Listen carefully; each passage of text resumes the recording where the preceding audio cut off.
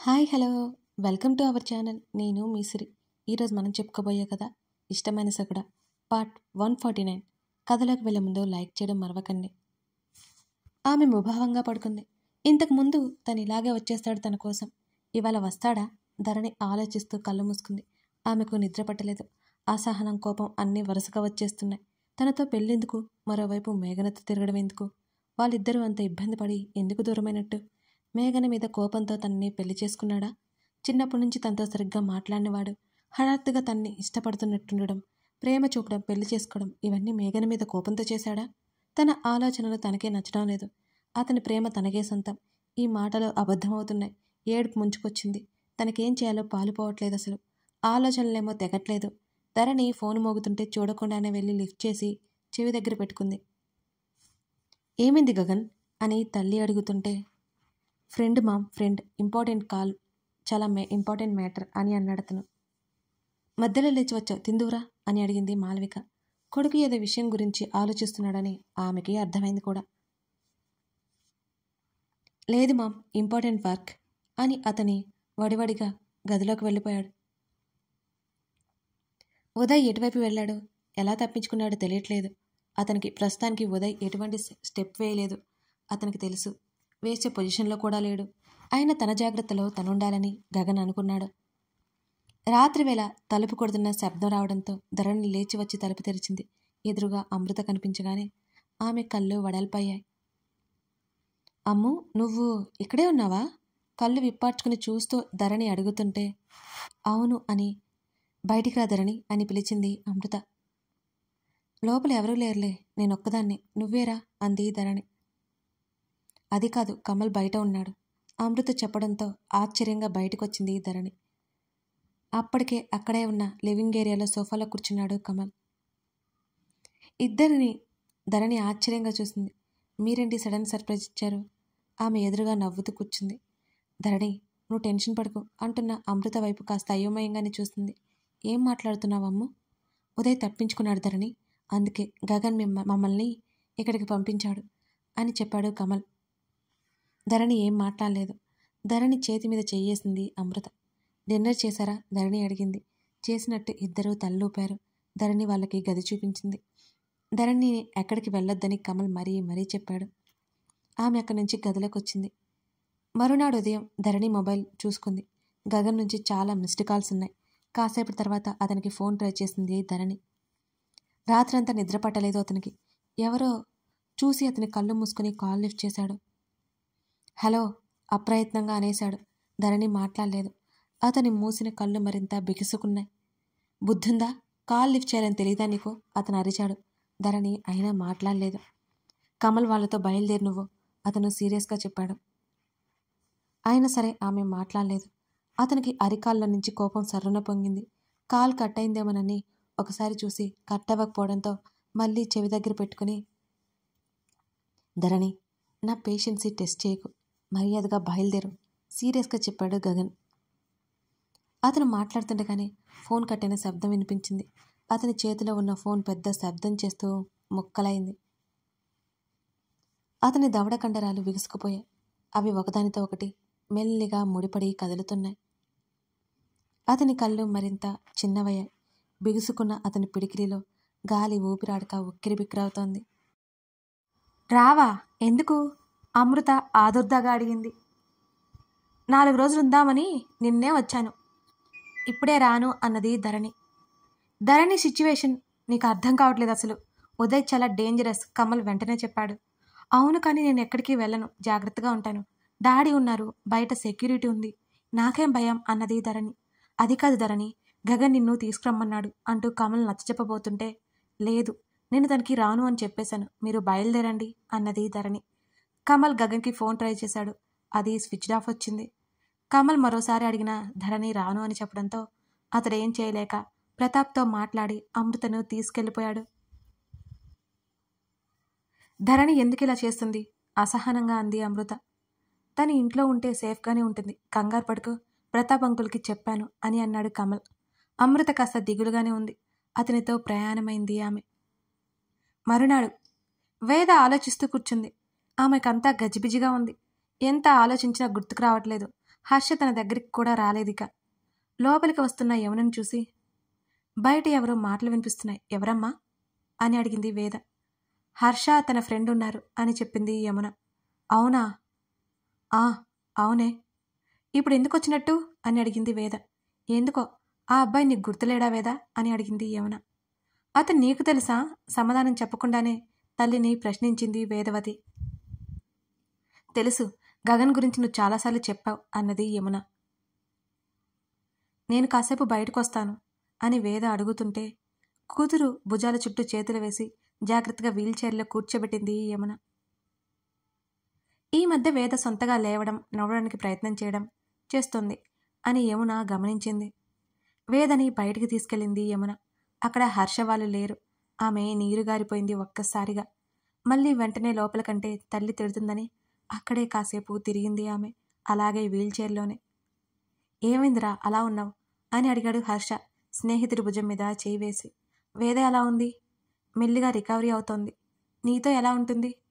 నిన్నొకసారి వెళ్ళాను అటు, ఇక అంతే హర్ష నిర్లిప్తంగా అన్నాడు. గగన్ ఇక ఎక్కువ మాట్లాడలేదు. నువ్వు నాకు ఇంకా సమాధానం చెప్పలేదు గగన్ అని హర్ష అడుగుతుంటే జరిగిందంతా వివరించాడు గగన్. వైఫ్గా తన ఇన్సెక్యూర్ ఫీలింగ్ అవ్వచ్చేమోరా, తనతో చెప్పుండాల్సింది అని అన్నాడు హర్ష. మేఘన నాకు ఫ్రెండ్ మాత్రమే అని కొట్టుకుంటున్నాను. ధరణి అంటే నాకు ప్రేమ అని నిరూపించుకోవాల్సిన సిచ్యువేషన్కి వచ్చింది మా రిలేషన్ అని అన్నాడు నిర్లిప్తంగా. అతని ముఖంలో ఎటువంటి భావం కనిపించడం లేదు హర్షకి. నువ్వే చెప్పావు కదా తను అర్థం చేసుకోలేకపోతుందని, మరోసారి చెప్పాల్సింది అన్నాడు హర్ష. రేయ్, నీకు ఇక్కడ అర్థం కావట్లేదు విషయం. తన నేచర్ అది కాదు. ఇప్పటికీ నేను నమ్మలేకపోతున్నాను. ఒకటి అడుగుతాను చెప్పు, ఫ్రెండ్తో మాట్లాడడం కలవడం ఇదంతా తప్ప? నువ్వు ఎలాగో నాకు మేఘన అలాగే. చట్ వినదు అని గగన్ విసుగ్గా అన్నాడు. తనకి ఆలోచన ఎందుకు వచ్చిందో గమనించావా అని అడిగాడు హర్ష. పొసిటివ్నెస్ ఉండాలి కానీ నాకు ఇక్కడ అనుమానం కనిపిస్తోంది. గగన్ ఎప్పుడూ లేనంత నిర్లిప్తంగా చెప్తుంటే ఎలాగో అయిపోయింది హర్ష మనసు. మరిప్పుడు ఏం చేయాలనుకుంటున్నావు? వైఫ్కి క్లియర్ చేయకపోతే అది ఎప్పటికీ తెగదురా అని అన్నాడు హర్ష. ఇంకేం క్లియర్ చేయాలి? ఇద్దరితో తిరిగిన వాడిలా కనిపిస్తున్నాను నేను అన్నాడు గగన్. అతని ముఖం ఆ సమయంలో ఎర్రబడింది. ఇప్పుడు ఎవరన్నారు అలా అని హర్ష అడుగుతుంటే గగన్ మాట్లాడలేదు అసలు. ధరణి చివరి మాటలు అతని మదిలో మెదులుతూనే ఉన్నాయి. వస్తాను మాటల మధ్యలోనే పైకి లేచాడు గగన్. వేదం చూడవా అని అడిగాడు. తనకి నువ్వే గుర్తులేదు, ఇక నేనేం గుర్తుంటా అని అక్కడి నుంచి ముందుకెళ్ళిపోతుంటే లంచ్ కోసం హర్ష ఉండమన్నా అతను ఉండలేదు. వాళ్ళిద్దరూ బయటకు వచ్చేసరికి ఆ కారిడార్లోనే ఉంది వేద. ఆమెను చూసి గగన్ ఆగిపోయాడు. ఎలా ఉన్నావు అని దగ్గరికి వస్తూనే అడిగాడు గగన్. బాగున్నట్టు తల ఊపింది వేద. హర్ష తన వైపే చూస్తుండడం చూసి అతన్ని చూసింది. హర్ష వెంటనే ముఖం తిప్పుకున్నాడు. ఇప్పుడే వెళ్ళిపోతున్నావేంటి అని గగన్ని అడిగింది వేద. వెళ్ళాలి, వర్క్ ఉంది అని అతను వెళ్ళిపోయాడు అక్కడి నుంచి. హర్ష బయటికి లోపలికి వచ్చాడు. ఆమె అతన్ని చూసింది. అతను ఆమెను చూడకుండానే లోపలికి వెళ్ళిపోయాడు. మరో 4 రోజులు గడిచాయి. ధరణి ఇంకా రాలేదా, అక్కడే ఉంది. మాలవిక ఫోన్ చేస్తే మాట్లాడుతుంది తప్పితే గగన్కి తను ఫోన్ చేయలేదు. గదిలో ఒంటరిగానే ఉంటోంది. కూతురి ప్రవర్తన రోజు రోజుకి తేడా కనిపిస్తుంటే ధరణి దగ్గరికి వెళ్ళింది రేవతి. ధరణి తల్లి పిలుపుకి తల తిప్పి చూసింది. లేచి సరిగ్గా కూర్చుంది. 4 రోజులకి పీకిపోయినట్టు వాడిపోయినట్టుగా ఉన్న కూతుర్నే చూస్తూ. ధరణి ఏమైంది మృదువుగా అడిగింది రేవతి. దేని గురించమ్మా అని అడిగింది ధరణి. నీ గురించే మాట్లాడుతున్నాను. ఏమైంది, ఒంట్లో బాలేదా? కూతురి చెంపతడంతో అడిగింది రేవతి. సాధారణంగా ఎంత పెద్ద బాధ అయినా బయటకు చెప్పలేని తన కూతురు లోపల బాధపడుతుందేమోనని ఆవిడ భయం. అదేం లేదు, బాగానే ఉన్నాను అని అన్నది ధరణి. నువ్వు వచ్చి 5 రోజులవుతుంది. వచ్చిన రోజుకి ఇప్పటికీ చాలా తేడా కనిపిస్తుంది. ఏమైంది? గగన్తో ఏమైనా జరిగిందా? అందుకే వచ్చావా? రేవతి ఆరా తీస్తుంటే తల్లి వైపు అసహనంగా చూసింది ధరణి. ఏంటమ్మా నీ గోల? ఏదో జరిగితేనే ఇక్కడికి రావాలా, లేకపోతే రాకూడదా? విసురుగా మాట్లాడుతున్న కూతుర్ని ఒకంత ఆశ్చర్యంగా చూసింది రేవతి. ధరణి నిజం చెప్పు, ఏం జరిగింది? రేవతి సీరియస్గా అడిగింది. కూతురు ఏదో విసుక్కుందని, ఏదో చెప్పిందని ఆమె నమ్మదు. తన కూతురు ఎలా ఉంటుందో ఆమెకు బాగా తెలుసు. ఏం చెప్పాలి? 4 రోజులు ఉండాలని వచ్చాను. నువ్వు వద్దంటే చెప్పు, ఇప్పుడే వెళ్ళిపోతాను. అంటున్న ధరణి మాటలకు రేవతి ఇక ఏం మాట్లాడలేదు. సరే రెస్ట్ తీసుకో అని చెప్పి రేవతి బయటికెళ్ళిపోయింది. ఆమె గదిలోకి వెళ్ళిన మరుక్షణం గగన్కి కాల్ చేసింది. చెప్పత్తా అతను అడిగాడు. ఏం జరుగుతోంది? సూటిగా ప్రశ్నించిన రేవతి మాటలకు అర్థం అతనికి తెలుసు. దేని గురించి మాట్లాడుతున్నావు నువ్వు? అత్తా అతను చాలా మామూలుగా అడిగాడు. గగన్, నేనేం అడుగుతున్నానో నీకు తెలుసు. ఏమైంది మీ ఇద్దరికి? ధరణి ఎందుకు అలా ఉంది? నువ్వెందుకు అలా ఉండిపోయావు? ఇక్కడికి రమ్మన్నా రాదు, వచ్చిన ఒక రోజు కూడా ఉండదు, నువ్వు ఉండనివ్వవు. అలాంటిది అది వచ్చిన దగ్గర వారం అవుతుంది. వచ్చి సంతోషంగా ఉందా అంటే అదీ లేదు. ఏదో పోగొట్టుకున్న దానిలా గదిలో నుంచి బయటికి రావట్లేదు. మాట్లాడడమే మానేసినట్టుంది. నువ్వేమో అక్కడ పట్టనట్టున్నావు. మీరు ఏదో చెప్తే నేను నమ్మేలేను. అసలేం జరిగింది? రేవతి అడుగుతుంటే అతను దీర్ఘంగా నిట్టూర్చాడు. చిన్న మిస్అండర్స్టాండింగ్. అతను ఒక క్షణం తర్వాత చెప్పాడు. రేవతి కాసేపు ఏం మాట్లాడలేకపోయింది. పొరపాటు ఎవరితో నాకు తెలియదు గగన్. త్వరగా సాల్వ్ చేసుకుంటావని నేను చెప్తున్నాను. ధరణి గురించి నీకు తెలుసు. దానికి ఏం తెలీదు. ఏదైనా చిన్న డిస్టర్బెన్స్ కలిగినా అది మనసులోనే పెట్టేసుకుంటుంది. నువ్వే చూసుకోవాలి అన్నది రేవతి. అతనేం మాట్లాడలేదు. వచ్చి తీసుకెళ్తావా లేదా పంపించమంటావా? రేవతి మాటలకు అతను నవ్వాడు. నేను సీరియస్గానే చెప్తున్నాను గగన్ అంది రేవతి. అత్తా, ప్రస్తుతం నేను ఒక పని మీద బిజీగా ఉన్నాను. నేను రావడానికి కొంచెం టైం పడుతుంది. నువ్వు పంపించాలన్నా నాకేం ప్రాబ్లం లేదు. గగన్ చెప్పడంతో రేవతి ఇంకేం మాట్లాడలేకపోయింది. దాన్ని అలా చూడలేకపోతున్నాను గగన్. ఈసారి రేవతి గొంతులో చాలా లోతుగా వచ్చింది మాట. ఏం పర్లేదు, నువ్వేం టెన్షన్ పడకో అతను అన్నాడు. కాల్ కట్టయ్యాక రేవతి ఆలోచిస్తూ ఉంది. ధరణి వచ్చి అప్పటికే వారం దాటిపోయింది. ఆమెకి గగన్కి మధ్య మాటలు లేకుండా పోయాయి. అటు విషయం నెమ్మదిగా మాలవికి కూడా అర్థమైంది.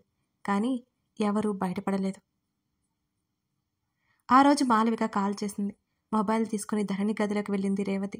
బెడ్కి ఒకవైపు పడుకుని దిండి మీద ఉన్న పువ్వు గుర్తు మీద నెమ్మదిగా వేలితో రాస్తోంది ధరణి. ధరణి, అత్త మాట్లాడుతుందట అని రేవతి చెప్పడంతో ఆలోచన నుంచి బయటకొచ్చి తల్లి ఇచ్చిన ఫోన్ అందుకుంది ధరణి.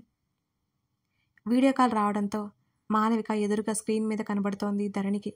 ధరణి, నా పేరు మాలవిక, నీకు అత్తనవుతాను. మాలవిక నిష్ఠూరమాడింది. రేవతికి నవ్వొచ్చింది ఆ మాటలు వింటుంటే. ఎదురుగా కూర్చుని కూతురు వైపు చూస్తోంది రేవతి. అత్తా, నువ్వు ధరణి ముఖం ముడుచుకుని మాట్లాడింది. లేకపోతే ఏంటే? నువ్వు వెళ్ళి వారం పైన అయింది. నాకు ఒక్కసారైనా ఫోన్ చేసావా? అసలు గుర్తున్నానా నీకు నేను? నీకు ఇక్కడికి వచ్చే ఉద్దేశం ఉందా? మాలవిక మాట్లాడుతుంటే చాలా రోజులైంది కదా అత్త, అందుకే ధరణి నెమ్మదిగా చెప్పింది.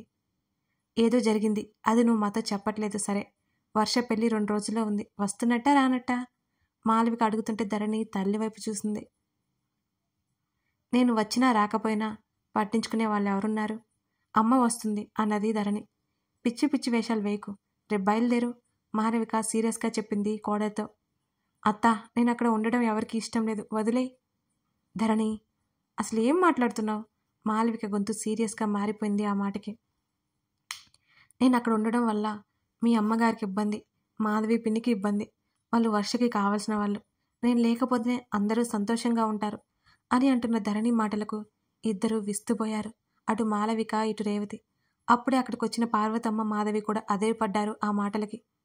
రేవతికైతే మతి పోతున్నట్టు అనిపించింది కూతుర్ని చూస్తుంటే. ఎంత జరిగినా ఎవరేమన్నా నోరు విప్పని తన కూతురు ఇలా డైరెక్ట్గా మాలవికతో ఆ విషయాల గురించి మాట్లాడడం ఆమెకి షాకింగ్గానే ఉంది. ధరణి, ఏం మాట్లాడుతున్నావు? ఎందుకు ఇబ్బంది అవుతుంది? మాలవిక అడుగుతుంటే మాధవి తడబడింది. అత్తా, ధరణికి కన్నీళ్లు ఉబికి వచ్చాయి. రేవతి వెంటనే ఫోన్ లాక్కుంది. వదిన, నేను తర్వాత మాట్లాడతాను అని రేవతి అంటుంటే, దాని బాధ ఏంటో తెలుసుకో రేవతి, దాని మనసు బాగా కష్టపడినట్టుంది. మాలవిక చెప్తుంటే రేవతి నిర్లిప్తంగా సరే అన్నది. కాల్ కట్ చేసి మాలవిక వాళ్ళిద్దరినీ చూసింది సీరియస్గా. దాన్ని ఏమన్నారు మీ ఇద్దరు? మాలవిక చాలా సీరియస్గా అడిగింది. దాన్నేమంటామే, నేను పట్టించుకోక చాలా రోజులైంది, పార్వతమ్మ వెంటనే చెప్పింది. నిజంగానే పార్వతమ్మ ధరణి గురించి ఆలోచించడం మానేసింది. కాస్త తడబడుతూ టెన్షన్ పడుతున్న మాధవిని చూశారు ఇద్దరు. చెప్పు వదిన, ఏమన్నావు? మాలవిక సూటిగా చూసింది. నేనేమంటాను? అయినా ఆ పిల్లతో నాకేం మాటలుంటాయి? మాధవి తడబాటు చూస్తుంటేనే మాలవికి ఏదో అర్థమైంది. సరే, మీరేం అనలేదు, అది పెళ్ళికి రాదట, సంతోషమేగా, మీరు పెళ్లి చేసి వెళ్ళిపోయాక వస్తుంది అని మాలవిక అక్కడి నుంచి వెళ్ళిపోయింది. ఇండైరెక్ట్గా వాళ్ళని వెళ్ళిపోమంటున్న మాలవిక మాటలు పార్వతమ్మకి అర్థమైంది, కానీ మాధవికి ఎక్కలేదు. ఏమన్నావే ఆ పిల్లని పార్వతమ్మ అడుగుతుంటే మెల్లిగా చెప్పింది మాధవి. నీకేమైనా మతిపోయిందా? నీ కూతురు తప్పు చేస్తే దాన్ని అంటావేంటి? పార్వతమ్మ విరుచుకుపడింది కోడల మీద. గగన్ని వర్షకి ఇచ్చి పెళ్లి చేస్తే ఇదంతా ఉండేది కాదు కదా అత్తయ్య అని మాధవి నెమ్మదిగా అంది. పెళ్లి కాకుండానే తల్లవుతోంది నీ కూతురు, దాన్ని సరిగ్గా పెంచడం చేత కాదు కానీ మాటలు మాట్లాడతావు అని చిరాగ్గా వెళ్ళిపోయింది పార్వతమ్మ. కథ కొనసాగుతోంది. కథ నచ్చితే లైక్ చేసి కామెంట్ చేయండి. అలాగే గివ్ అవే గుర్తుంది కదండి, గివ్ అవే పోస్ట్ కింద డిస్క్రిప్షన్లో ఇస్తాను, ఒకసారి చూడండి, మర్చిపోకండి. గివ్ అవేలో పార్టిసిపేట్ చేయడానికి రూల్స్ కూడా ఆ వీడియోలోనే ఉన్నాయి, మర్చిపోకండి ఫ్రెండ్స్. లైక్ చేసి కామెంట్ చేయడం, సబ్స్క్రైబ్ చేసుకోవడం చాలా ముఖ్యం. Thank you very much.